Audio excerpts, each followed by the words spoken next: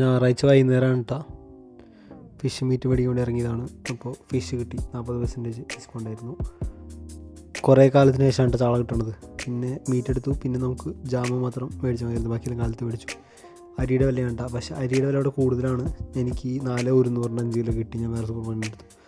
പിന്നെ മെയിൻ പരിപാടി വൈകുന്നേരത്തെ ഫുഡ് ഉണ്ടാക്കുക, നാളെ കൊണ്ടുപോകാനുള്ള ലഞ്ച് ഉണ്ടാക്കുക, അതായിരുന്നു. ഇപ്പോൾ മിൻസിൽ ബീഫ് ഓൾറെഡി മേടിച്ചിട്ടുണ്ട്, അപ്പോൾ അതിനെ ഉണ്ടാക്കാമെന്ന് വിചാരിച്ചു നാളത്തേക്ക്. പിന്നെ ഉച്ചയ്ക്ക് നല്ല ഹെവി ആയിട്ട് കഴിച്ചിട്ടുണ്ട് കേട്ടോ. ഇന്ന് ഉച്ചയ്ക്ക് ഭയങ്കര ഹെവി ആയി ചിക്കൻ ഉണ്ടായിരുന്നു, ബീഫ് ഉണ്ടായിരുന്നു. അരി ആഹാരം നല്ല രീതിക്ക്, ചോറ് കുറേ കയറ്റിയപ്പോൾ പിന്നെ വല്ല ഓംലേറ്റ് മാത്രം അടിച്ച് ഒതുക്കാമെന്ന് വിചാരിച്ചു. കാരണം ഇന്ന് ഫ്രണ്ട് പുള്ളി വന്നിട്ടുണ്ടായിരുന്നു, അപ്പോൾ പിന്നെ ചിക്കൻ ഫ്രൈ ചെയ്തിട്ട് ബീഫ് കുറച്ച് മേടിച്ച് കറി ഉണ്ടാക്കി. ഉച്ചയ്ക്ക് നല്ല ഹെവി ആയിരുന്നു.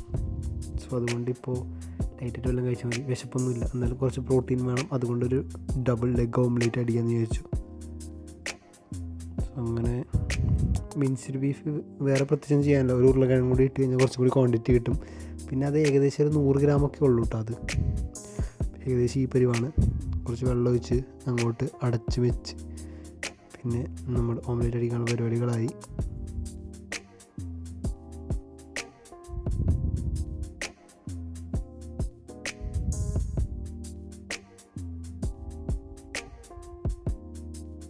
പിന്നെ നാളത്തേക്കുള്ള ചോറ് ഞാൻ വൈകിട്ടാണ് ഉണ്ടാക്കി വയ്ക്കാറ്. രാവിലെ ജസ്റ്റ് ഒന്ന് ആവി കയറ്റും, എന്നിട്ട് ലഞ്ച് ബോക്സിലാക്കും. വൈക്കുള്ള ഓംലേറ്റായി, ചോറിട്ടു.